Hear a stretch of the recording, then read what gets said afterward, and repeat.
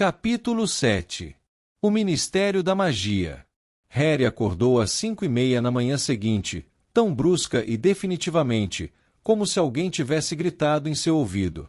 Por alguns instantes, continuou deitado e imóvel, enquanto a perspectiva de uma audiência disciplinar invadia cada partícula do seu cérebro. Depois, incapaz de suportar, ele pulou fora da cama e pôs os óculos. A senhora Weasley arrumou suas jeans recém-lavados e sua camiseta aos pés da cama. Harry vestiu-se depressa. O retrato vazio na parede deu uma risadinha debochada. Rony estava esparramado na cama, com a boca escancarada, dormindo profundamente. Nem sequer se mexeu. Quando Harry cruzou o quarto, saiu para o patamar e fechou a porta suavemente ao passar.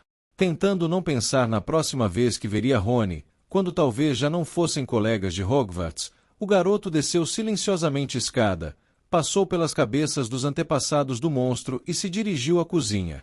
Tinha esperado encontrá-la vazia, mas quando chegou à porta ouviu um ressoar suave de vozes no outro lado. Abriu e viu o senhor e a senhora Weasley, Sirius, Lupin e Tonks sentados ali, quase como se estivessem à sua espera. Todos estavam inteiramente vestidos, exceto a senhora Weasley, que trajava um roupão de acolchoado roxo. Ela se levantou no momento em que o viu entrar. Café da manhã, disse ao mesmo tempo que puxava a varinha e corria para o fogão. Bom dia, Harry, bocejou Tonks. Esta manhã seus cabelos estavam amarelos e crespos. Dormiu bem? Dormi, disse Harry. Passei a noite acordada, informou a bruxa, dando mais um bocejo de estremecer. Venha se sentar. Ela puxou uma cadeira e ao fazer isso derrubou a que estava ao lado. Que é que você quer, Harry? Perguntou a senhora Weasley. Mingau. Bolinhos. Arenque. Ovos com bacon.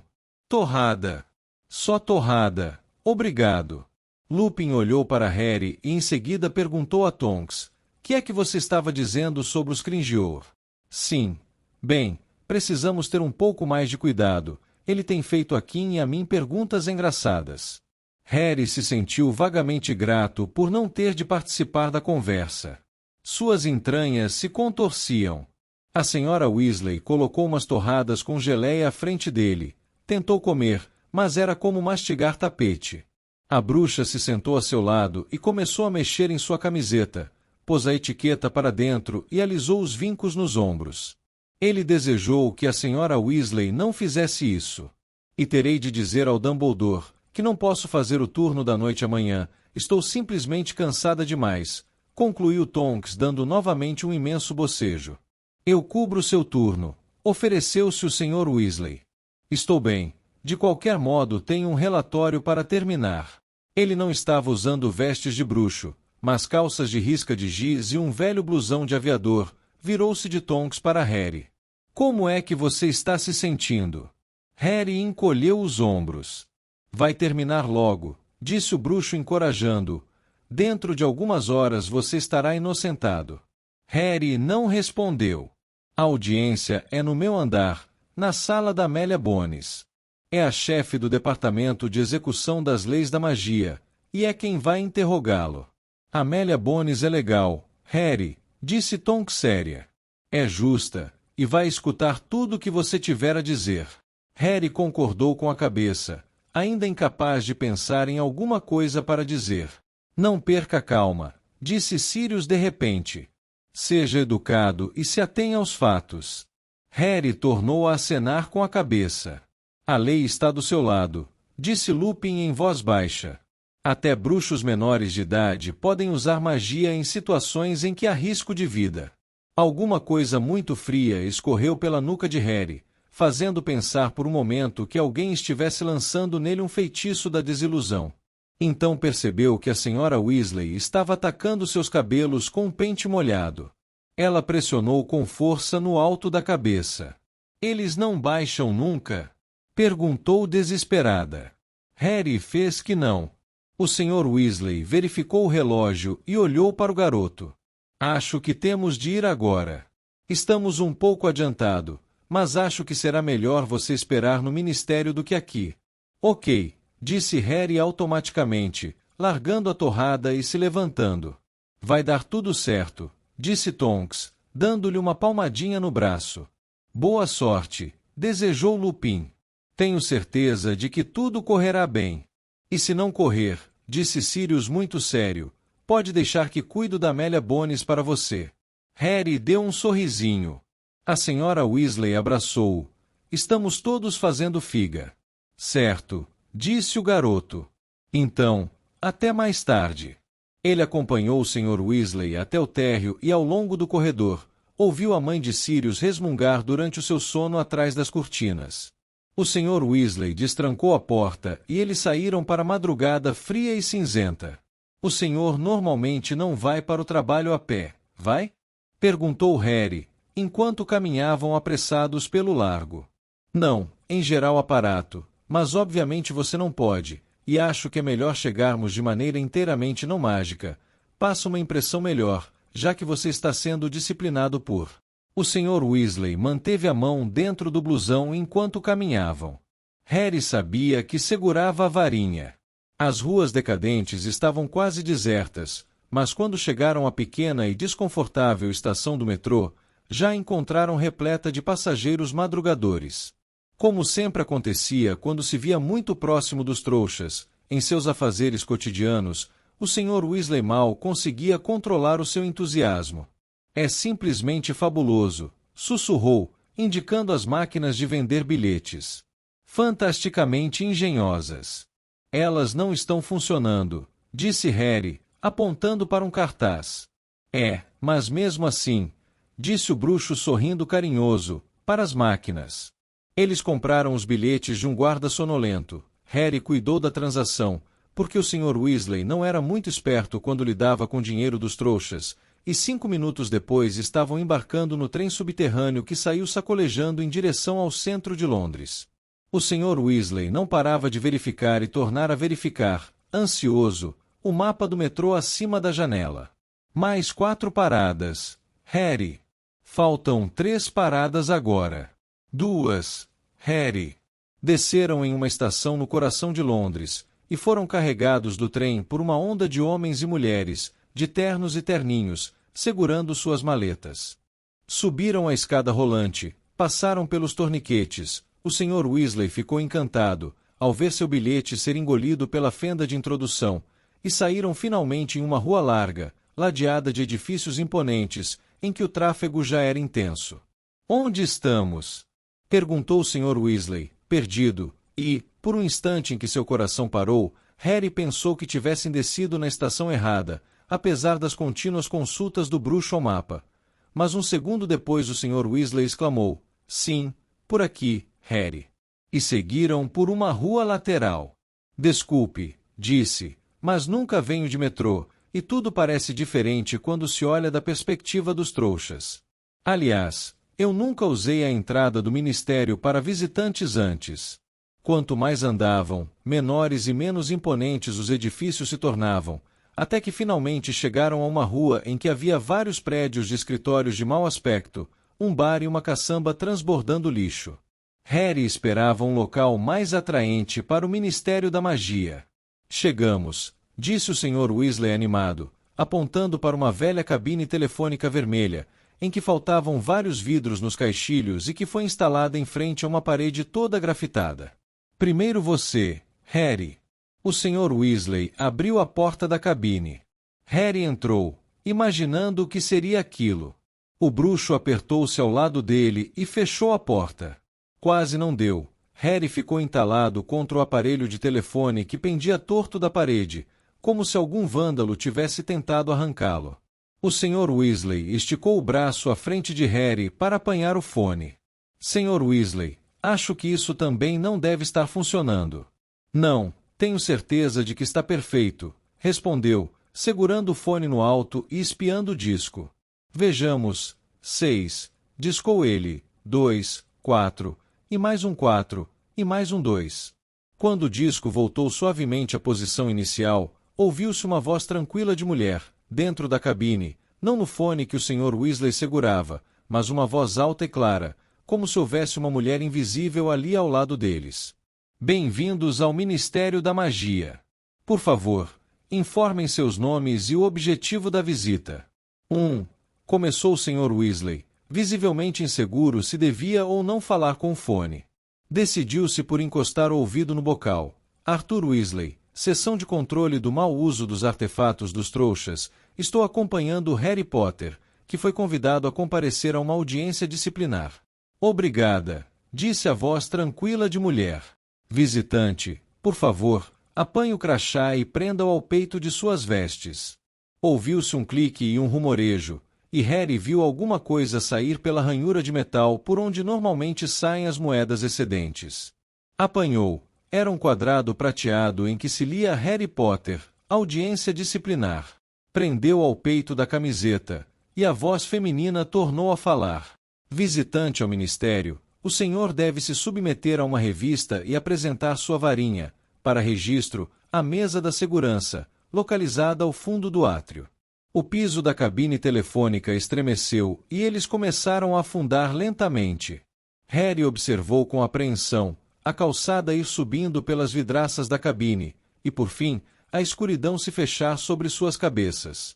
Então não conseguiu ver mais nada. Ouviu apenas um ruído abafado de trituração, enquanto a cabine continuava a entrar pela terra. Decorrido mais ou menos um minuto, embora parecesse a Harry muito mais, uma claridade dourada banhou-lhe os pés e foi se ampliando, subindo pelo seu corpo até bater em cheio no rosto, e ele precisou piscar para os olhos não lacrimejarem. O Ministério da Magia deseja ao senhor um dia muito agradável, disse a voz feminina. A porta da cabine telefônica se escancarou, e o Sr. Weasley saiu, acompanhado por Harry, cujo queixo caiu. Estavam parados a um extremo de um saguão muito longo e suntuoso, com assoalho de madeira escuro e extremamente polido. O teto azul pavão era entalhado com símbolos dourados, que se moviam e se alternavam como um enorme quadro celeste de avisos. As paredes de cada lado eram forradas de painéis de madeira escura e lustrosa, e nelas havia, engastadas, muitas lareiras douradas. A intervalos de segundos, bruxos e bruxas emergiam de uma das lareiras à esquerda com suave ruído de deslocamento de ar. Na parede da direita, iam se formando diante de cada lareira, pequenas filas de gente que aguardava o momento da partida. No meio do saguão havia uma fonte, um grupo de estátuas de ouro, maiores que o tamanho natural, estavam dispostas no centro de um espelho de água circular. A mais alta era de um bruxo de aparência aristocrática, com a varinha apontando para o ar. Agrupados a seu redor, havia uma bela bruxa, um centauro, um duende e um elfo doméstico. Os três últimos olhavam com adoração para o casal de bruxos. Das pontas de suas varinhas, saíam jorros de água cintilante, bem como da ponta da flecha do centauro, da ponta do chapéu do duende e de cada orelha do elfo doméstico, de tal modo que o silvo e o tilintar da água que caía se misturavam aos pops e craques dos bruxos aparatando, e ao ressoar dos passos de centenas de outros, a maioria com a cara de poucos amigos, de quem acabou de acordar, dirigindo-se a uma fileira de portões dourados no fundo do saguão. Por aqui, disse o Sr. Weasley. Eles se juntaram à multidão e continuaram a caminhar entre os funcionários do ministério, alguns dos quais carregavam pilhas instáveis de pergaminhos, outros, maletas surradas, e, outros, ainda liam o profeta diário enquanto andavam. Ao passarem pela fonte, Harry viu sicles de prata e nuques de bronze brilhando no fundo da água. Um pequeno cartaz ao lado da fonte informava: todo o dinheiro recolhido na fonte dos Irmãos Mágicos será doado ao Hospital Street Mungus para doenças e acidentes mágicos. Se eu não for expulso de Hogwarts, vou jogar 10 galeões aí. Harry se apanhou pensando com desespero. Aqui, Harry, disse o Sr. Weasley, e eles se separaram do fluxo de funcionários do ministério que se encaminhavam para as portas douradas. Sentado a uma mesa à esquerda, sob a placa Segurança, um bruxo mal barbeado de vestes azul pavão parou de ler o seu profeta diário e ergueu a cabeça quando os dois se aproximaram. Estou acompanhando um visitante, disse o Sr. Weasley, indicando o garoto. Venha até aqui, disse o bruxo com voz entediada. Harry se aproximou, e o bruxo ergueu uma longa vara dourada, fina e flexível, como uma antena de carro, e correu-a pelo corpo do garoto, de alto a baixo, de frente e costas. Varinha, grunhiu o segurança para Harry, baixando o instrumento dourado e estendendo a mão. Harry apanhou a varinha. O bruxo a largou em cima de um estranho instrumento de latão, que lembrava uma balança de um único prato.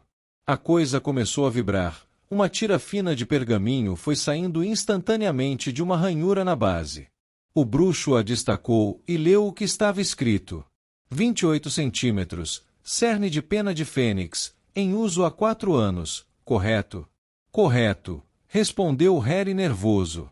Fico com ela, disse o bruxo, enfiando a tira de pergaminho em um pequeno espeto de latão. Eu a devolvo depois, acrescentou, apontando a varinha para o garoto. Obrigado. Um momento, disse lentamente o bruxo. Seus olhos correram do crachá prateado de visitante no peito de Harry, para sua testa.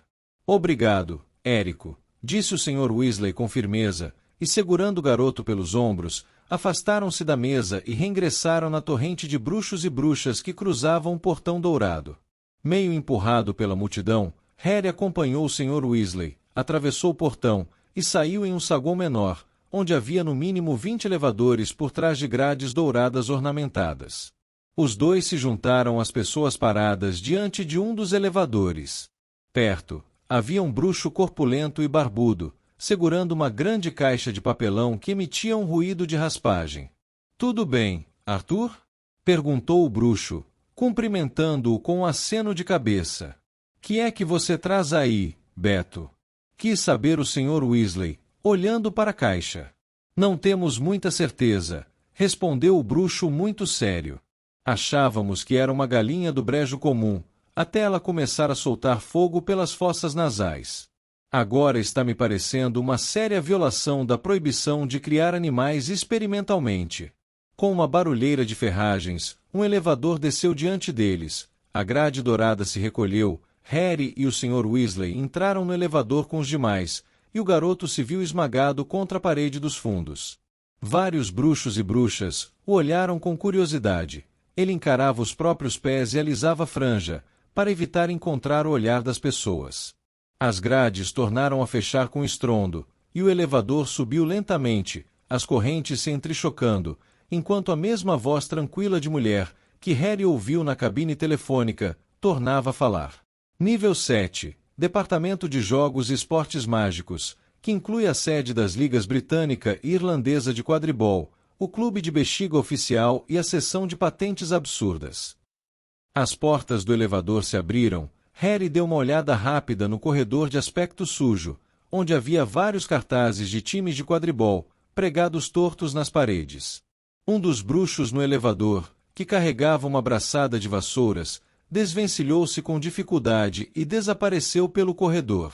As portas se fecharam. O elevador retomou sua subida acidentada e a voz feminina anunciou.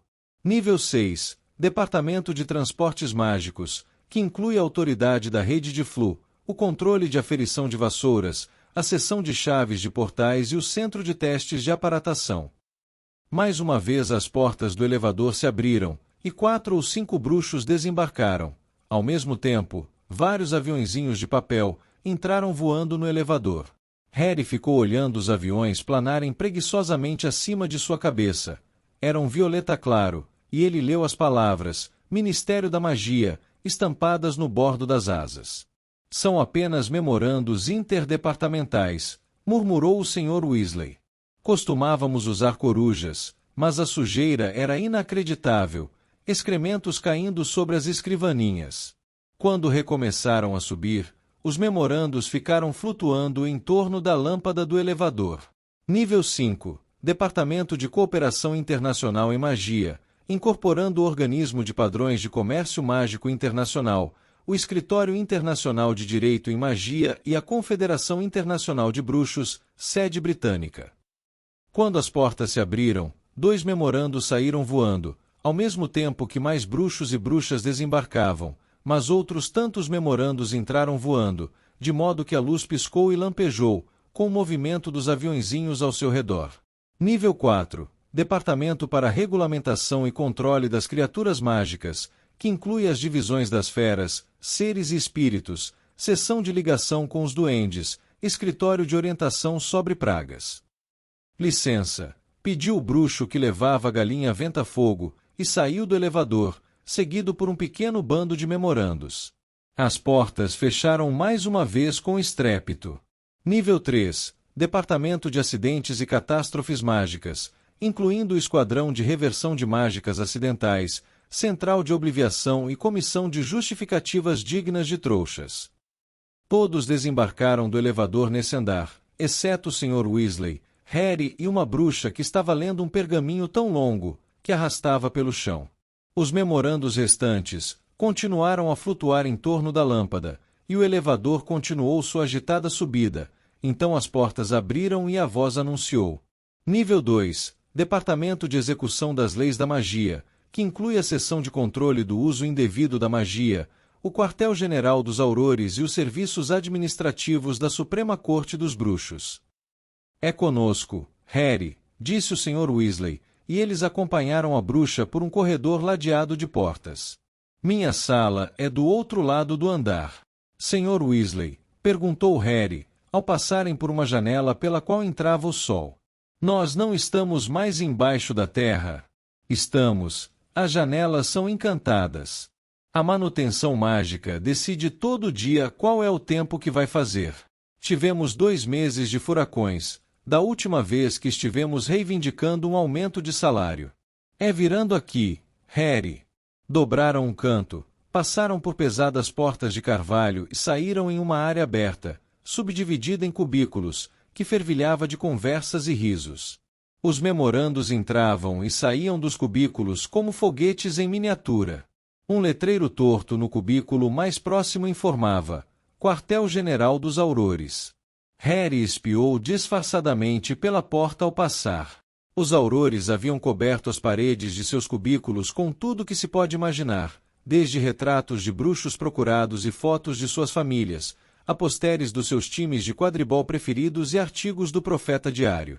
Um homem de vestes vermelhas, com um rabo de cavalo mais comprido que o do Gui, estava sentado com as botas em cima da escrivaninha, ditando um relatório para sua pena. Um pouco adiante, uma bruxa com uma venda sobre um dos olhos conversava por cima da divisória do seu cubículo, com Kim Shacklebolt. Dia, Weasley, cumprimentou Kim descontraído, quando o bruxo se aproximou. Ando querendo falar com você. Tem um segundo? Tenho, se realmente for um segundo, disse o Sr. Weasley. Estou um pouco apressado. Falavam como se mal se conhecessem, e quando Harry abriu a boca para cumprimentar Kim, o Sr. Weasley lhe deu uma piscadela. Eles acompanharam Kim até o último cubículo do corredor. Harry teve um ligeiro choque. Piscando para ele de todas as direções, havia o rosto de Sirius. Recortes de jornal e velhas fotos, até aquela em que ele aparecia como padrinho do casamento dos Potter, forravam as paredes. O único espaço em que não havia Sirius estava ocupado por um mapa-mundi, em que brilhavam alfinetes vermelhos, como pedras preciosas. Tome, disse Kim bruscamente ao Sr. Weasley, enfiando um rolo de pergaminho em sua mão. Preciso do máximo de informação possível sobre veículos voadores dos trouxas avistados nos últimos 12 meses. Recebemos informação de que Black talvez continue usando sua velha moto. Kim deu a Harry uma enorme piscadela e acrescentou em um sussurro: dê essa revista a ele, talvez ache interessante. Então, retomando o tom normal, e não demore muito, Weasley, o atraso no relatório sobre as pernas de fogo paralisou as nossas investigações por 1 mês. Se você tivesse lido meu relatório, saberia que o termo é armas de fogo, disse o Sr. Weasley tranquilo. E receio que terá de esperar pelas informações sobre motocicletas. Estamos ocupadíssimos no momento. Baixou a voz. Se você conseguir sair antes das 7, Molly está preparando almôndega. E, fazendo sinal a Harry, deixaram o cubículo, passaram por outras portas de carvalho, saíram em outro corredor, viraram à direita para um corredor mal iluminado e ainda assim visivelmente encardido, que terminava em uma parede cega. Mas havia uma porta entreaberta à esquerda, deixando à mostra o interior de um armário de vassouras, e uma porta direita com uma placa de latão oxidado com os dizeres: mau uso dos artefatos dos trouxas. A sala escura e suja do Sr. Weasley parecia ligeiramente menor que o armário de vassouras. 2 escrivaninhas tinham sido apertadas ali, e mal havia espaço para contorná-las, por causa dos arquivos abarrotados que ocupavam as paredes, com pilhas de pastas por cima.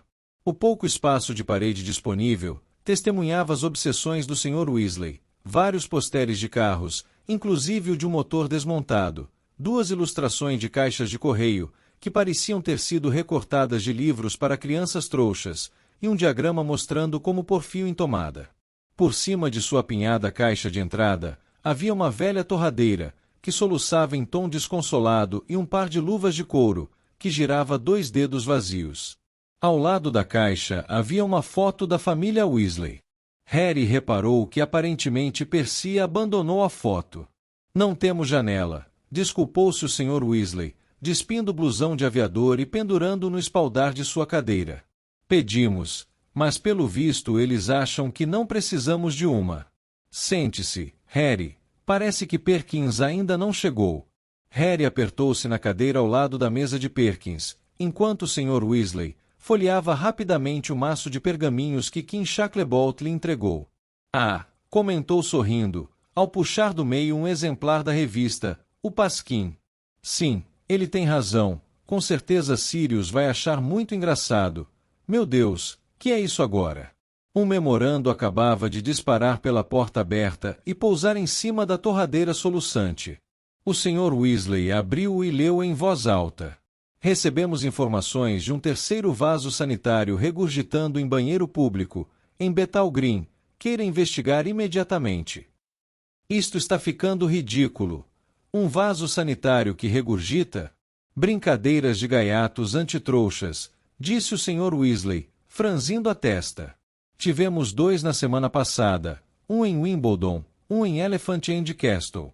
Os trouxas acionam a descarga e em vez das coisas desaparecerem... Bem, você pode imaginar. Os coitados ficam chamando os hincadores, acho que é o nome que dão, sabe, os homens que consertam canos e coisas do gênero. Encanadores. Exatamente, mas é claro que eles não sabem como explicar. Só espero que a gente consiga pegar quem anda fazendo isso. Os aurores é que vão pegá-los. Não, isto é banal demais para aurores. Será uma patrulha normal para execução das leis da magia. Harry, esse é o Perkins.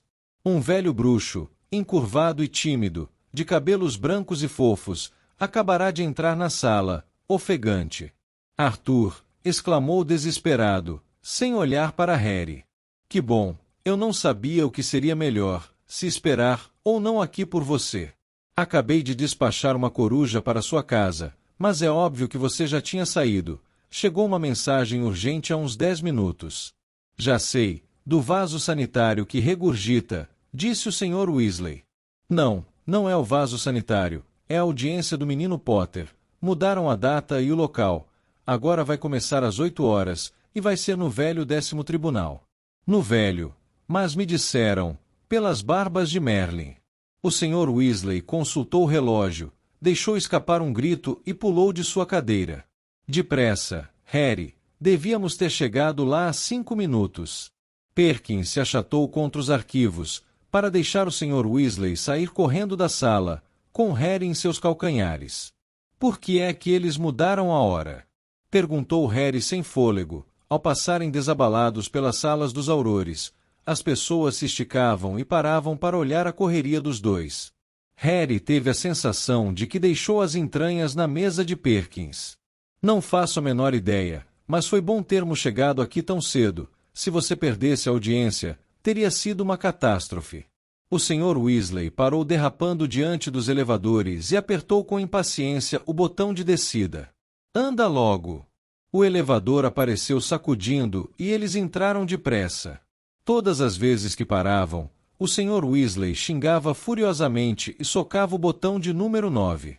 Esses tribunais não são usados há anos, disse o Sr. Weasley zangado.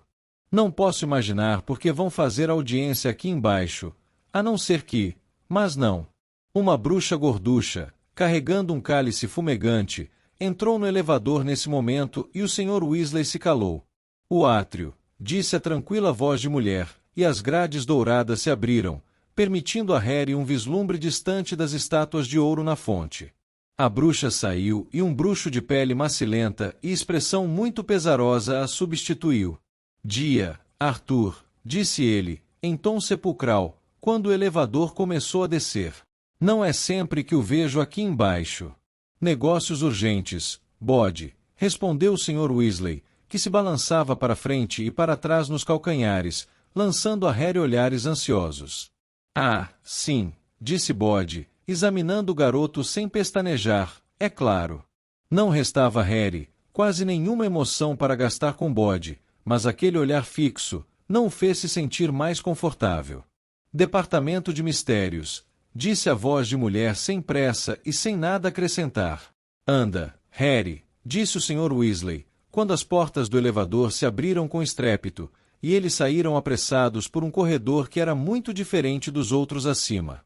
As paredes eram nuas, não havia janelas nem portas, exceto uma preta e lisa no finzinho do corredor. Harry pensou que fossem entrar, mas em lugar disso, o Sr. Weasley o agarrou pelo braço e o arrastou para a esquerda, onde havia uma abertura para uma escada.